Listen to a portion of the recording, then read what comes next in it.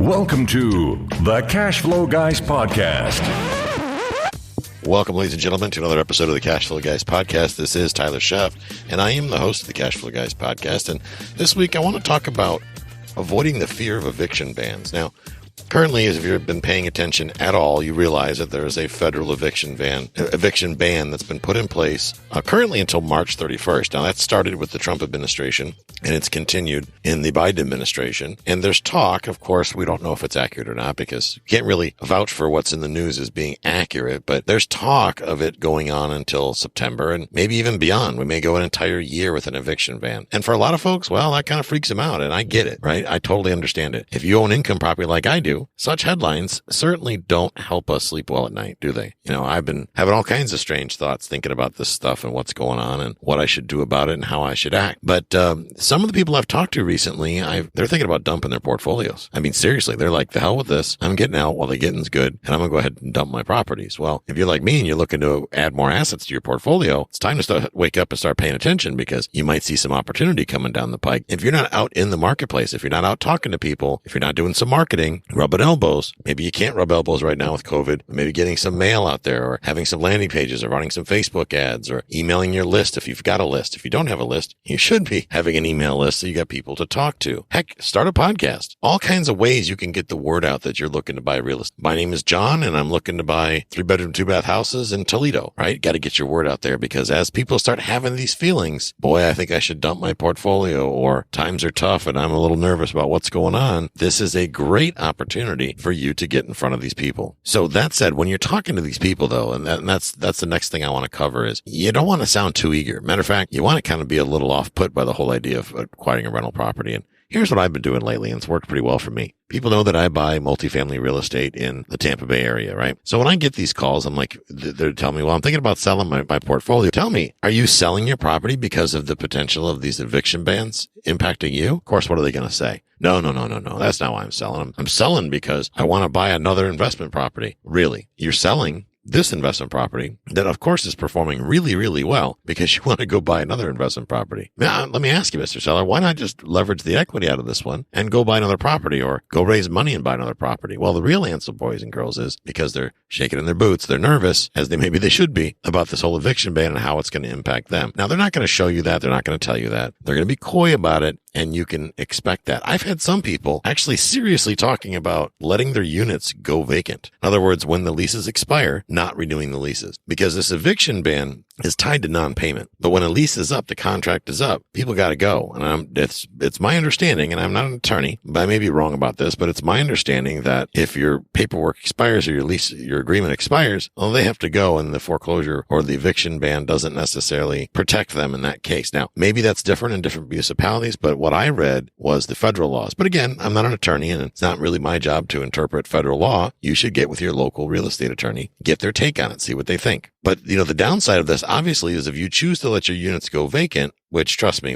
Jill and I did that during the pandemic when it first hit. Our governor here in Florida, Governor DeSantis, when he first came out and did a press conference, he specifically used the word Airbnb, which Airbnb then panicked and canceled all of our reservations, even the ones we had for medical professionals. We had doctors and nurses that were traveling that were coming to stay in our place, and Airbnb canceled the reservations anyway. And when they canceled the reservations, they wiped clean all their contact information. So I couldn't even reach out to these people because I was depending on Airbnb to share the information with me. Well, I've learned a lesson since then, and I've put systems in place to make sure that doesn't happen again, I can assure you. Nonetheless, they used the word Airbnb. The state wiped out our reservations. We lost about $85,000 in reservations in less than 18 hours. It was mind-blowing how quickly they wiped us clean. But at the end of the day, we had to come up with a workaround. We wanted to see, how do we solve this problem, right? We're not going to just throw in the towel. But what we were finding is when we first thought about, let's drop our rates and get anybody in there just to keep the place filled up. I'm talking about our short-term rentals now. Our long-term rentals didn't skip a beat, but our short-term rentals obviously were vacant. And we thought, well, we'll just drop our prices. And then we thought about it for a second and said, here's the thing. If we drop our prices, we're going to get a less than desirable tenant. Let's just say I've had some issues over the years dealing with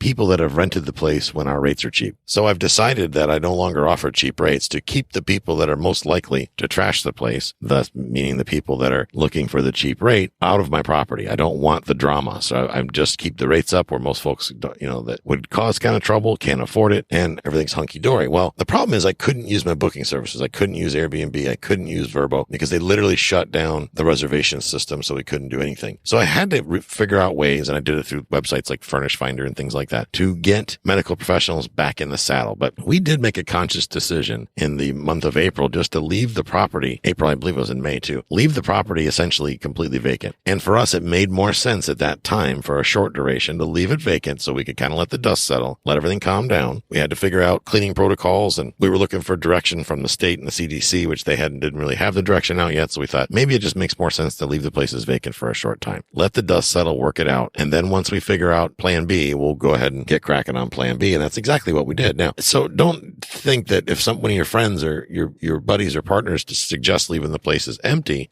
that they're nuts. There may be some logic to that depending on your situation. It doesn't make sense to rent your place to anybody. I'm here to tell you. The people that have problems and the people that say they don't want to deal with tenants, toilets, and termites are usually the people that have had some experience renting to anybody that can fog a mirror. If you're not taking time, with the long-term tenants especially, to make sure they can afford the property, then you can expect that you're going to have problems. And what do I mean by that? That means, do they bring home 3 times the rent? They have to bring home, after taxes, 3 times the rent. That means if my rent's $1,000 a month, they need to be able to bring home and prove it $3,000 a month, or that's period. I'm not going to even bend on that. So because we're strict on that type of stuff, we don't have problems with non-payment. We don't have problems with evictions. Our places are nice. They're C and B class rentals, but they're nice, and we take good care of them, and the people have pride in them. And that's one thing I want to talk about, that just as a little sidebar that a lot of folks are skipping over. It's like, if you're a guy and girl that does a good job of being a landlord, if your properties are nice and well kept and you're not a slumlord and you've rented to good people, then you're not going to really have any problems. So if you're thinking about maybe not buying right now because you think that the first person who moves in is suddenly going to decide to stop paying rent, the reality of it is that maybe I'm crazy, but most people are good people. Most people intend to do the right thing. Most people aren't going to lose their jobs in this crisis. But that said, I think maybe we've gone through the worst of it. So look at what they do for a living. Factor that in. Are they a trauma nurse? Well, trauma nurses are probably going to stay pretty darn busy, even in the middle of COVID, right? What do they do for a living? Do they work for the government? Well, government jobs are pretty stable. So that means they're pretty much going to collect an income no matter what. And guys, for a lot of folks, they're getting more money now on unemployment than they did when they were working in a lot of cases. So communicating with your tenants, having a conversation with them about, we still got to pay the rent. Now, granted, I didn't have a whole lot of conversation with folks until I waited until I think they're going to be late. And luckily, I have not had this issue yet, but I know a lot of friends that have had this issue. And instead of talking to the tenants or having a good conversation with the tenants, they chose to panic and kind of shut down. And I'm here to tell you, that's never going to work. Ever, ever, ever. If you're a buyer and you're second guessing your decision, I want to revisit that for a second, to buy right now because of this. Let's look at it from a different angle, or put on a different pair of glasses. Think about the sellers right now. If you don't think that sellers are nervous, maybe even panicked over the headlines of the news with the eviction bans and all the stuff that's going on, you're sorely mistaken, because they are. Every one of them is. And if they don't mention it, maybe it's a good time for you to mention it, because, oh heck, why not? We should at least talk about these things. We'd want to have open and honest communication, wouldn't we? Isn't that the way things should be? Well, then why not have a conversation about it so everybody's on the same page? After all, the only bad thing that can come from it, the good that will come from it could mean a significant discount when you buy it. Now, you got to be careful with that, because what you don't want to do is piss the seller off, or, send them over the edge in a panic, because they may shut down on you. Then you're not going to get anywhere. If you're dealing through a real estate broker, which, provides its own set of challenges. Frankly, I'd have this conversation with the real estate broker. There's a lot of listing agents out there that think they're fat cats because they got something for sale. Well, they're cool and fat cats as long as there are people out there desperate to buy investment property, which makes me shake my head. I can't believe there are people out there that actually act as if they're desperate buying investment property. If y'all would get together and band together and decide that it's going to be a buyer's market, man, we could get a lot better deals. I can tell you that. But know this. I think it is a great time to buy, because never before have we had such uncertain times. I mean, people talk about 2020 being a train wreck. Well, 2021 isn't so far shaping up much better, and we're only in January, and it already looks like, oh boy, we're in for a ride. If you look at uncertainty, that breeds motivation in sellers. And think about what happened this week with the whole Reddit thing. A bunch of people got together on Reddit in a subreddit or chat or whatever, and basically took over the stock market to some degree. They actually went up against the big hedge funds, and they put a bitch slapping on the hedge funds. Hedge funds lost millions, probably billions, or maybe even trillions of dollars this week because they got punked by a bunch of day traders, essentially. So that's really making a lot of folks look at Wall Street with a whole bunch of uncertainty, And frankly, if you're invested in Wall Street and you didn't learn something from what happened this week, well, you might want to brush up on what's going on in the world, because this was a glaring example of how manipulative things can be. And then Big Brother came and shut down a lot of the stuff. The little guy was trying to take over from the big guy because the big guy is only out here to make profits for themselves. They're not out here to build your retirement plan. They're out there to get rich off of your hard work. Know that. And this week, they got their pee-pee slapped, and they were not allowed to steal from the American public for a couple days. And they didn't like that. So they had their bullies come shut down a lot of these chat groups and whatnot, basically returning the ability to steal back to big business again, back to these hedge fund managers. So if you're a person that's got real estate for sale, you're really nervous because maybe you're thinking you shouldn't sell at all. Or if you're a buyer, or maybe you're thinking about, when I do sell, what am I going to do with the money? So think about that. How can we convert the conversation to the seller and say, what are you going to do when you sell the house? You're going to go play stocks? And they're going to be like, hell no, I'm not going to go play stocks. Did you see what went on last week? It's a nightmare. The Dow fell. They're talking about the market imploding. It's really scary times if you are playing around in the stock market. Frankly, I don't care because I'm not playing in the stock market, and I'm invested pretty heavily in metals. So usually if people panic about the stock market, metals go through the roof. So I'm just sitting back watching and see what happens. But know that uncertainty breeds motivation in sellers. And now is the time not to stop your marketing or slow down your marketing. Now is the time to turn the screws and go do more, go bigger, spend more money, get more postcards out there, send more emails, do more podcasts, put more bandit signs out in the street, make flyers, put them on windshields at your shopping mall, whatever it takes. You got to reach those motivated sellers. They're out there, guys. And every single day, those sellers get more and more motivated. Understand that. The biggest future challenge for buyers I see coming will be obtaining institutional financing. And that's because lenders are going to start pulling back on lending from income properties. These eviction bans, well, what it means for a lot of investors is that if you want to get a loan, institutional mortgage on a property, you're going to have to come up with more reserves. So if you're trying to use a lot of leverage, it's going to be more and more challenging as time goes on, because the banks are paying attention, looking at this from a risk perspective and going, oh boy, not sure if I want to hold the mortgage on an income property right now, because if one of these tenants decides to become a pro and parks there, this guy's not going to be able to pay his mortgage. Banks know that. So be prepared. If you're unwilling and you continue to refuse to learn how to raise private money, be prepared that you're going to have to come up with more of your own money in reserves set aside for a rainy day in order to even qualify for a mortgage. I guarantee you that's going to happen when you're buying rental property. It's already starting to happen, and it's only going to get worse as time goes on. So better be prepared. Now, that said, now is a good time, a great time to hone your capital raising skills. And as you know, you can do that at privatemoneycrashcourse.com. That's privatemoneycrashcourse.com. Matter of fact, I'm going to be adding some new stuff to it here coming up, which means I'm going to be raising the price. So right now, I got it priced at the time you're hearing this at $49.97. I'm going to be raising the price probably up to $97, maybe even a little higher. I'm going to be adding even more value to the thing, which I'm frankly tired of giving it away for almost free. And the people that have taken it thus far have done a great job reaching out to me and telling me how much value they've got out of it. So that's cool. I want to add more value because I want to make sure there's nothing left out. There is no next course, got to have this or you can't do the job. When it comes to raising private money, this is it, guys. It's not rocket science. So I didn't make the course rocket science. privatemoneycrashcourse.com. Now, one thing you should know about the eviction ban is it only applies to a portion of the population, and it really excludes a lot of Americans that think they're covered. So when your tenant decides to go pro on you, and by going pro, I mean trying to take advantage of the situation, and suddenly they think, they fall into this COVID thing, there's rules, and they have to do certain things. They have to give you a form as a first thing. So go find those rules in your state. This all begins, by the way, guys, going to your HUD office. That's HUD. Going to your local HUD office, going to their website, getting them on the phone if they answer, finding out what the regulations are. Is there anything specific to your municipality? Get clear on what's going on. And those of you that are wholesalers and maybe you don't have property, it would be good for you to learn the process so that when you're talking to buyers that might be a little nervous about this whole thing, you can assure them. Frankly, give them a copy of this episode to listen to assure them that now is a fantastic time to buy rental property. Now realize that rental assistance stimulus has been passed and is available in a lot of areas. So if you've got a tenant falling behind, I would learn. And again, this also starts by going to your HUD office and figure out what steps you need to take you can apply on their behalf now. The federal program I know allows you to apply on their behalf, which that's pretty cool. And that means the money would be cut to you. So you don't have to worry about them going out and spending it on a big screen or a new set of rims or a car stereo. So the way to get up to speed on that is to go to your local HUD office in your state.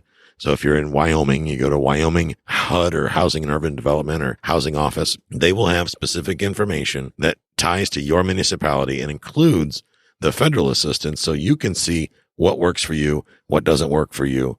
And guys, when you get in front of this stuff, some of these applications may look a little daunting, but they're really not that bad. And after all, if it results in you getting your rent, well, then maybe it's worth it. What do you think? Now, the one thing I want to say before we wrap up is I want you to realize that there is a ton of misinformation out there. And frankly, that is, guys, why I said go to the HUD office, go to your local state HUD office to get the information you need on this rental assistance and this eviction ban stuff, because you can't trust the news. I don't care what your flavor is, Fox, CNN, whatever.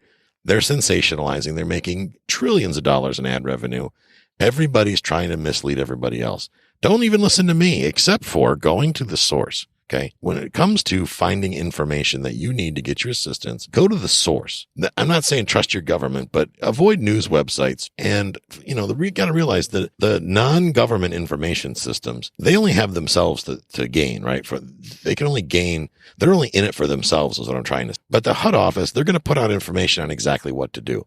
So just do exactly what they're going to do. Fill out the applications that need to be filled out and get your stuff in and get your rental assistance. Because after all, if it's out there, you might as well take advantage of it because you're due your rent. You've done your job. And let's not forget that this crisis is not impacting everyone equally, which means that there's still lots of good quality tenants out there. There's lots of people that are ready, willing, and able to rent your place. Heck, maybe there's people that have driven by your place, are not happy with where they're living now, and see that your place is going to be coming up available and would love a change of scenery. Maybe at the time when there was a shortage of rental properties in your market, maybe they wound up having to take a lesser place and now they want a better place. Think positively, guys. Think ahead of this. We will get past this together, first of all. And don't just think that all tenants are dirtbags, because they're not. Matter of fact, I believe that the majority of them are good people. They want a nice place to live, free of hassle, just like you want a tenant that pays their bills on time, free of hassle. Okay, you guys have that in common. Now, and this is where I'm going to wrap up, now is the great time to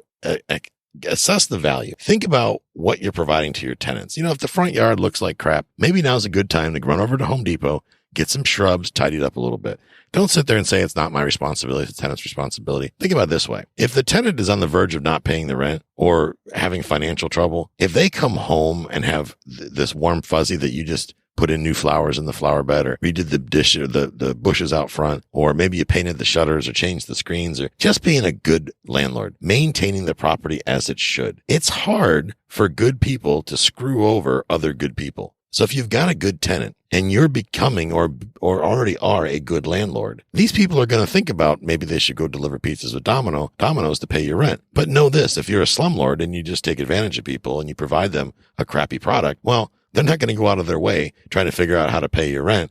They're just going to become a professional tenant, which really would wind up being your fault. Always make sure, guys, and I'm going to leave you with this, always make sure that you're providing more in use value than you're taking back in cash value. By that, I mean, they should feel like you're crazy for renting it so cheap. And I'm not saying give them a massive discount. If market rent's $750, charge them $750, but provide an $800 a month property. That's what I'm saying. Make it better, make it nicer, cleaner, more well kept than what all the other market properties would be. This is how I've gotten great leads from code enforcement, and I've made friends in my municipalities and the government offices, because I'm a guy, they know that when my team buys a property and we stabilize a property, we make it for the better. We're not slumlords.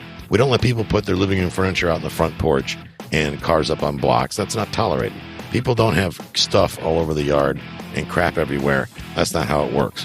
We're very strict landlords, but we take great care of our properties, and we only rent to good people that can afford our properties. And guys, if you follow that mantra, now is a great time to seize opportunities. So get out there and make some cash flow happen. Guys, have a great week, and I'll catch up with you next time. This concludes today's episode. You don't have to wait till the next episode to learn to earn. Head over to cashflowguys.com and contact Tyler and his team for more powerful tips and ideas so you can start generating multiple streams of income and escape the rat race.